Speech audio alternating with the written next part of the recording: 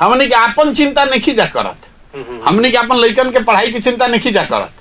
आदमी यही में खुश हो गया मोदी जी बुलेट ट्रेन बनावता गुजरात में। अरे भाई मोदी जी गुजरात में बुलेट ट्रेन बनावता तो तोहरा का मिलल जा बिहार में? ए भाई मोदी जी चाइना पे चढ़ाई कर दिलन तो तोहरा क्या मिलल भाई बिहार में? ऐसे गुजरात के आदमी ये सोचता कि भैया बुलेट ट्रेन हमारा यहाँ बनो, फैक्ट्री हमारा यहाँ लगो, हमारा यहाँ रोड बनो, तब न मोदी जी के वोट देता है।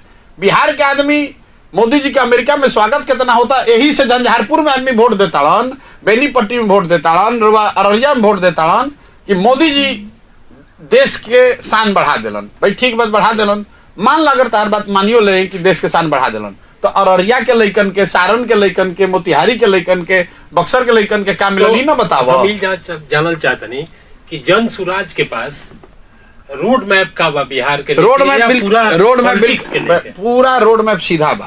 पॉलिटिक्स के लेके ये बा कि हमने के एक गो हाथ जोड़ के आग्रह करते हैं, जेकरा के वोट देवे के बा ओकरा के वोट द, लेकिन एक बार ये 4 चीज छोड़ के अपना लइकन खातिर वोट दे दा।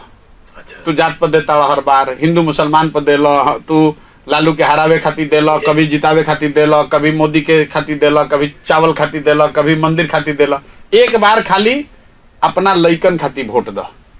आदमी कहता है दिला से का हुई, हम कहते निकलावल लिख के दे देता नहीं। अगर एक खातिर देबो तो तार फायदा हुई। काहे फायदा हुई? अगर मंदिर खातिर वोट देनी जा तो मंदिर अयोध्या में बन गई। अगर नीतीश के बिजली खातिर वोट देनी जा तो ये बिहार में बिजली आ गई। 5 किलो अनाज खातिर मोदी के वोट देनी जा तो कतनो भ्रष्टाचार बा, 4 किलो अनाज एहू बिहार में बटता। आवाज आ सम्मान खातिर वोट लालू के दियाइल तो आज बिहार में जो गरीब पिछड़ा बा कह सकेला कि लालू के राज में हमारा आवाज सम्मान मिलल। अगर हमनी के सिलेंडर खातिर वोट देनी जा तो जैसे दूसरा राज्य में सिलेंडर बटल बा तो बिहारों में सिलेंडर बटल बा। अगर हमनी के गुजरात में विकास खातिर वोट देले बानी जा तो गुजरात में विकास होते बा। हमनी के लइका जाके गुजरात में नौकरी मजदूरी करिए रहल बाड़न। ई का बतावता है?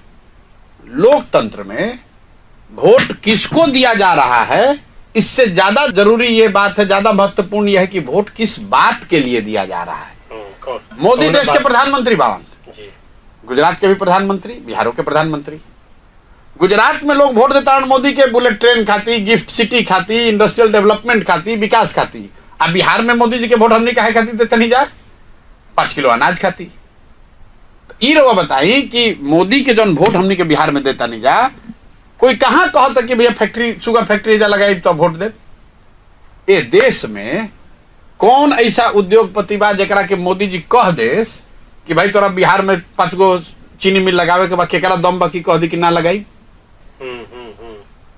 एक राजनीतिक तौर पर 2 गो बात सिखा रहे हैं 3 बरस से, वोट अपने बच्चों के लिए दीजिए और वोट का कीमत सही लगाइए। वोट का कीमत नाली गली नहीं है, वोट का कीमत 5 किलो अनाज नहीं है, वोट का कीमत मंदिर मस्जिद नहीं है, वोट का कीमत है आपके बच्चों के लिए शिक्षा और रोजगार। कि पहली बार पिछले 25-30 साल में हजारों लाखों की संख्या में लोग इतना तो कह रहे हैं ना, भाई बात तो बढ़िया कह रहे हैं।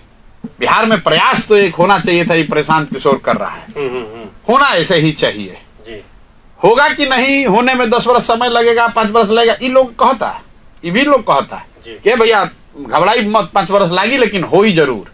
अच्छा। लेकिन इतना बात तो हर व्यक्ति कह रहा है कि नहीं, जो बात जनसुराज में प्रशांत किशोर कह रहे हैं ये बात ठीक है कि वोट बच्चों के लिए पढ़ना चाहिए, वोट अपना बच्चा के लिए पढ़े के चाहिए, अब वोट पढ़ाई रोजगार खातिर पढ़े के चाहिए, वोट दूसर कोनो विषय पर ना पड़े के चाहिए। कैसे कि बिहार में गरीबी अगर खत्म करे के बाद तो 2 गो उपाय भाई, जब पढ़ाई होके चाहिए या रोजगार होके चाहिए, बिना एकरा गरीबी खत्म हो ही ना। तो अगर हमनी के गरीबी से निकले के बाद तो शिक्षा रोजगार चाहिए, और शिक्षा रोजगार चाहिए तो मेरे भाई हाथ जोड़ के कहते हैं अपना लइकन खातिर वोट दे दो, आना तो लिख लो प्रशांत किशोर आवस कि मोदी आवस कि लालू आवस कि फलाना आवस कि 10 गो प्रशांत किशोर आ जास। बिहार में जौना दुर्गति में आदमी आज जियताड़न, 10 वर्ष के बाद हमने के आवे वाला पीढ़ी के भी यही दुर्गति में जिए पड़ी।